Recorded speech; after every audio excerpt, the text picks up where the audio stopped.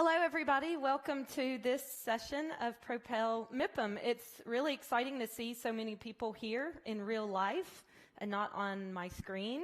We do have a special guest who is joining us virtually due to the strange circumstances that we find ourselves in, but we are delighted to have him.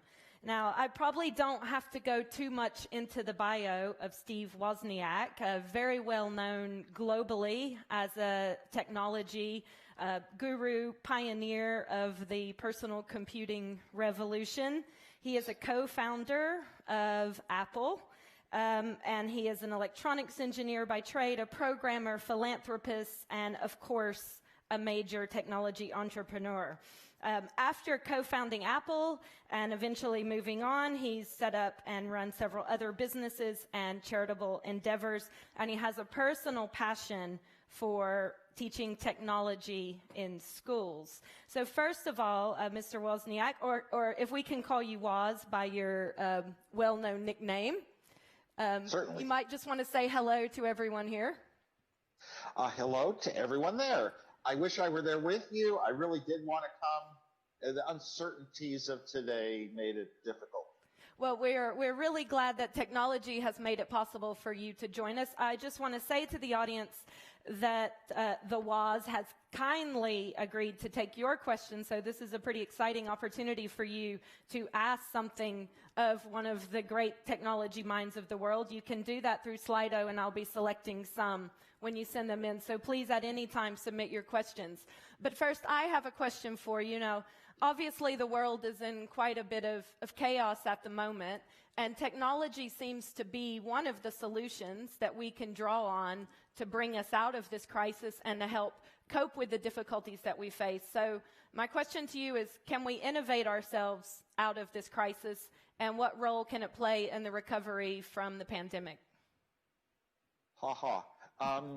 It turns out that communication is especially important between scientists for trying to get beyond and over the restrictions because of COVID.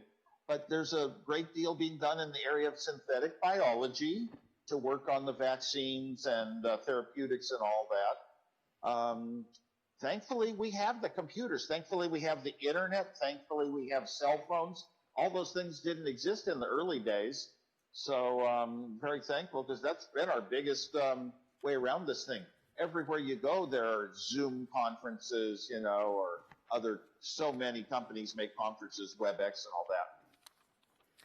And where do you see the next big breakthroughs in innovation and technology coming from? I mean, obviously, those who can predict what the next technological wave is are those who end up doing quite well out of any crisis or indeed any normal time. Can you glimpse into your crystal ball a little bit for us? Well, if you were a science fiction writer, of course, you'd have a lot of ideas, and some of those might turn out to be true. They might be the real solutions, and then you're attributed to being quite a genius. But a lot of times it's just guessing and striving. I look at innovation as a very general term. It can cover an engineer making a little method of using a different type of screw that you'd never see. That is innovation in that engineer. Use his mind to come up with a better solution.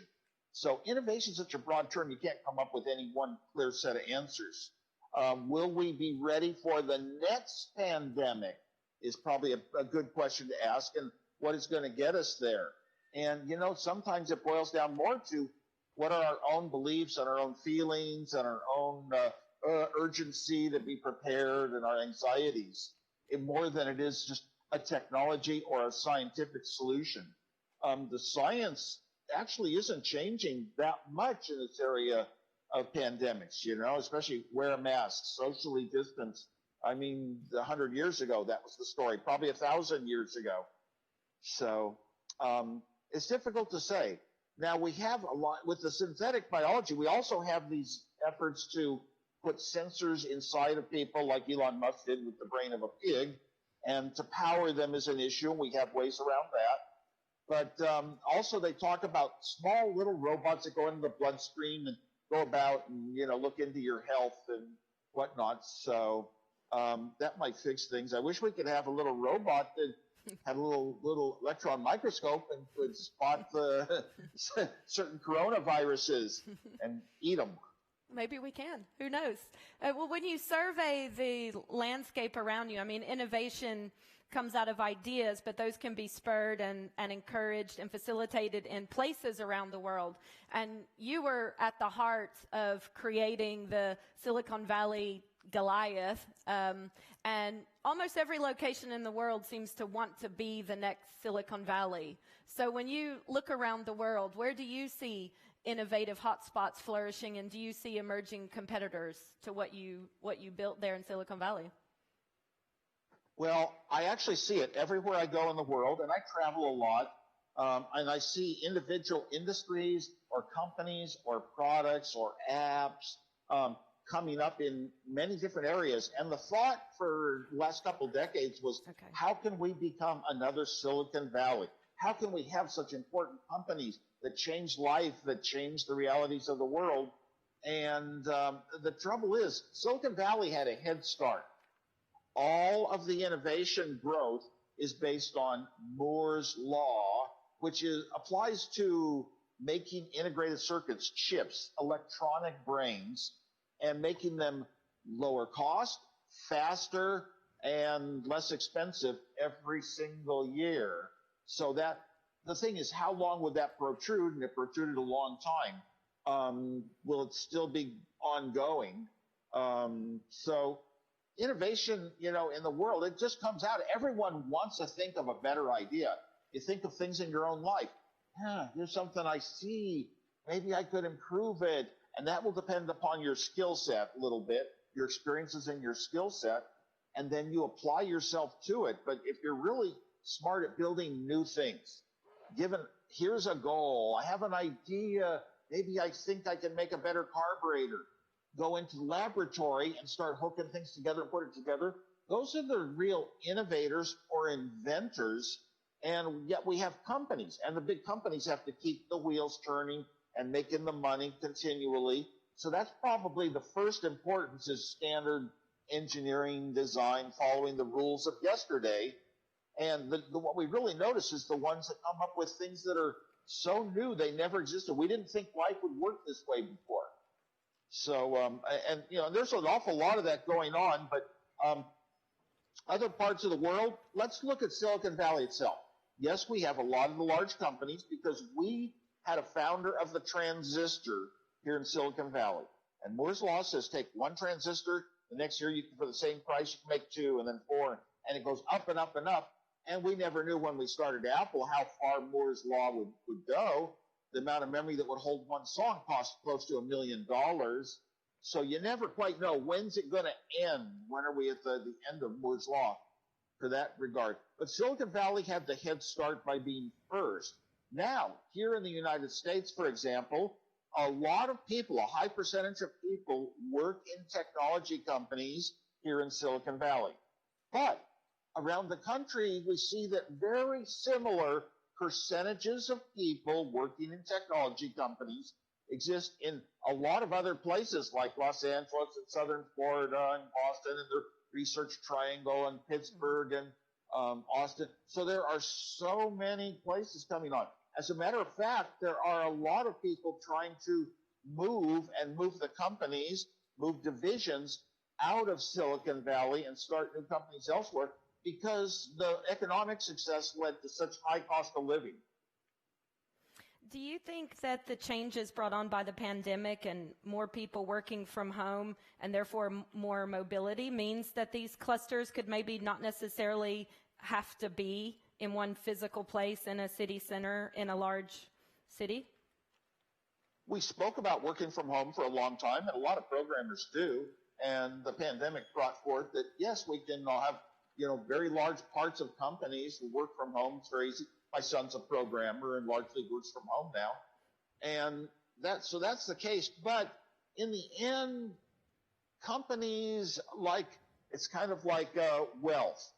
If you are in control, you get to make the rules and you get to increase your power and increase your wealth. And the companies that you work for are the sources of power.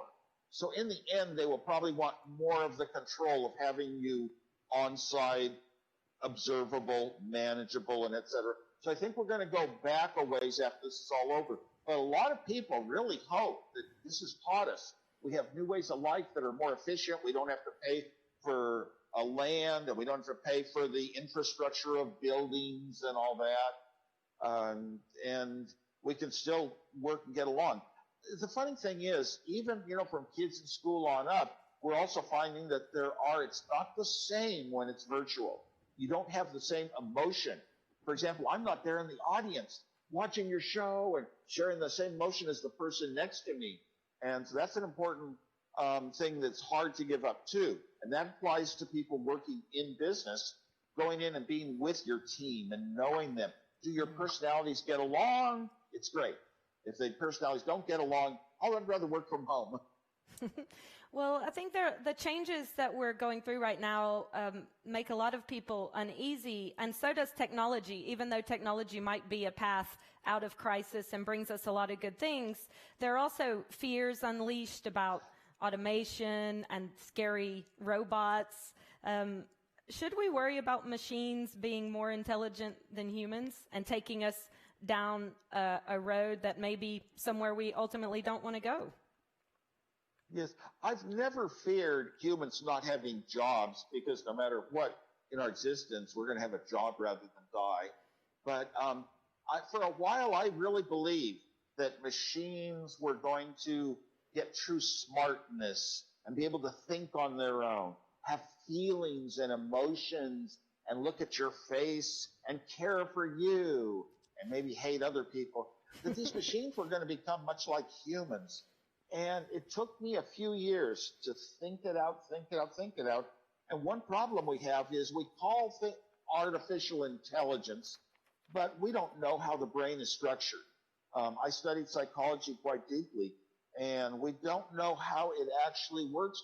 Otherwise, we could make a brain. And I was only in one company ever where the engineers figured out how to make a brain. It takes 9 months.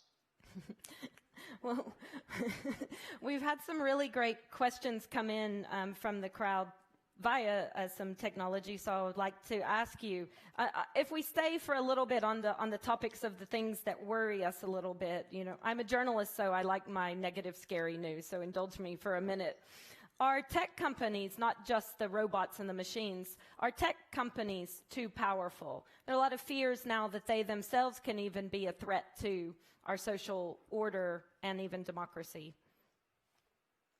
Thank you for the question. I agree with it totally, so I don't really have to comment more. That's the side I'm on. Just tick that, yeah. What's your next amazing project? Can you give us a scoop on what you're up to? I'm not working on things that are like products and whatnot. I do a little bit of hobby work at home. And I think my next project is probably hopping in an RV, a little small miniature home, and going out and traveling that way. But, hobbies come and go through your life. So as far as products, I love to sit down and program little small projects for my home, for the personal life. I always believed in the consumer, the average Joe in his own home. How can you make appliances that help him? And I love taking my little Raspberry Pi projects and creating ones that actually help me in my life, not the sort of thing that's worth a whole company and billions of dollars. But I didn't even think that way when I was designing the computers that became Apple. Well, it sounds like a pretty good balance, and I'm glad you're enjoying working from home there as well. And if you're thinking I've sort of always worked from home, so this was kind of nice to me to kind of restrict your travel. It gave me a lot more peace in life. I needed peace after so many years of constant travel. And one of the questions that came in is, where will the next Apple come from? Maybe not geographically, but where do you see it from which segment, based on which kind of technology? Well, where Apple came from at the start was when we didn't have a huge industry. The big computer companies of the day said, it's not going to happen. So we youngsters were on our own. We were able to go out with our ideas and try to make some money. So right now, a lot of that is going on in areas of the Internet of Things. The trouble is there's so many products, and it's so easy to do now, and better processors, that it's hard to say that Well, some of those companies, yeah, are going to start hiring more engineers and grow bigger and bigger, and they already have. The areas, that we're going to look into, a lot of them are not in digital technology. Like I mentioned, synthetic biology and be able to, maybe grow our own food someday, that sort of thing. So the trouble is, if you knew it in advance, all the analysts of the world, all the economic people of the world have focused on it and are talking about it. So the ones that really do come and surprise us, the Facebooks and the Googles and the Apples and that sort of thing, the ones that come about that way and surprise us are not predictable in advance. You can't calculate them on a spreadsheet, or everyone would, and then they wouldn't be so surprising and noted when they come. Same thing with Isaac Newton, and Galileo and, Henry Ford. Do you think that governments have a strong role to play in encouraging innovation? Because innovation usually at best comes from entrepreneurs in the private sector.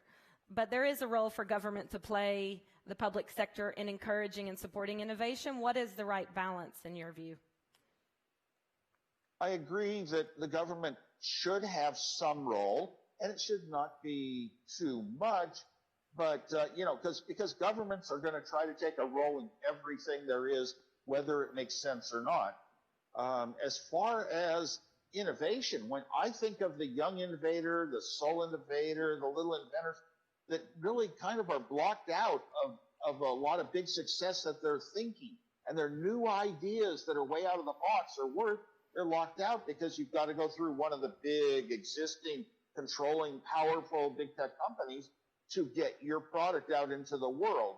It's not bad. It's just not the same thing as pure innovation going somewhere. That comes as surprises. And I'm sure we'll have quite a few surprises. Sometimes I think of a product that would be nice, like a little machine, a little robot that washed my car all night long, 1 square centimeter at a time. And by morning, it's done. And it cost me very little, like a Roomba. And that would be so nice. But, it's going to start with some young 16-year-old maybe thinking, this is what I want to do with my life. I'm going to pay attention to every technology that might get me to be able to build this thing someday. And, of course, it would change life hugely at the right price. Mm-hmm. Yeah, I like your image of these friendly little robots doing helpful things is more benign than some of the fears that we have. If we change it to a more personal perspective, there are millions of aspiring entrepreneurs all around the world who would, and for them, a person such as yourself is the kind of model of, I think, what they would love to achieve in terms of groundbreaking technology and success. What advice would you have that maybe they hadn't heard from elsewhere? And sure. What would you like for someone to have told you in the 1970s when you were starting out? It turns out that people who have had entrepreneurial success can inspire you, and you read about them, and it starts when you're very young. As far as I was a technologist, okay, and I understood very carefully how to construct little building elements to make something complete, like how to construct lumber to make a house. And that was my role. However, a lot of, where's business going to go? It involves business thinking. It involves money. It involves marketing. It gets into a lot of other categories. And those are usually the categories that we hit on first when we think about, where is the next great innovation revolution going to come from? And I often say that people, that grow up in the business world say, we'll learn all the techniques to write a business plan and have a spreadsheet showing our revenues and our prospective profits, and then we'll go raise some money. We'll go hire some engineers to build it. And boy, engineers are the cleverest people in the world for putting so many little elements together of mathematics and science and electronics and engineering. And you should always have the engineers involved in thinking about what your product is, how complete it is, how full it can be, how many extra things it can do for very low cost. Always keep the cost in mind. I know that technology education is a cause close to your heart. Are we doing a good job in general of teaching technology skills in schools? And what can we do better? schools is a very broad category. For example, I'm very focused on K-12 because what you learn at early ages is what you wind up in your heart wanting to do for life. Wanting to do is more important even than knowledge.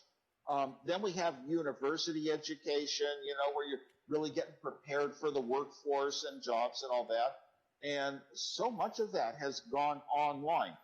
One thing we have in K-12 schools, not everybody is necessarily meant because of their environment and their influences and who they know and their family. Not everyone's really intended to be a technology genius. So teaching technology is not so much important as spotting those who really want to go there, and they'll find it on their own. But you should really be teaching in a way that here's how you can use modern technology as a tool to do better at every other normal learning experience. Maybe you're going to read some I don't know, some famous old book, some of the humanities, and then maybe you can make a chart of the events that happen and learn to make charts and learn to bring in graphics and those kind of skills that apply to everyone in the world and not just technology geniuses. As far as technology geniuses, there are online classes for whatever you want. My approach was to have a goal. I want a computer of my own. What are the building pieces available? How do they work? Study them carefully, get the manuals. I never had a class. Almost everything in my life that I was very, very good at, not the things I had classes for. When you have classes, that means 1 million people read the same books and they create the same things the same way. So that's not what innovation and creativity is all about. It's being able to say, wow, maybe I can come up with a new way, a better way, a different approach. And that's what I like. That's what I like to do. Thank you very much. I think that's a good note to end on. The time went a little bit too fast because there were so many things we'd love to ask you. Thank you again for your time. We're sorry that you could not join us here in Paris, but hopefully we see you at a future MIPIM, Mr. Wozniak. Thank you to the audience for your excellent questions. Apologies we couldn't quite get to all of them, but I hope you enjoyed the ones that we were able to address. So thank you all for your attention. Please give a round of applause and a big thanks to the Woz. Thank you.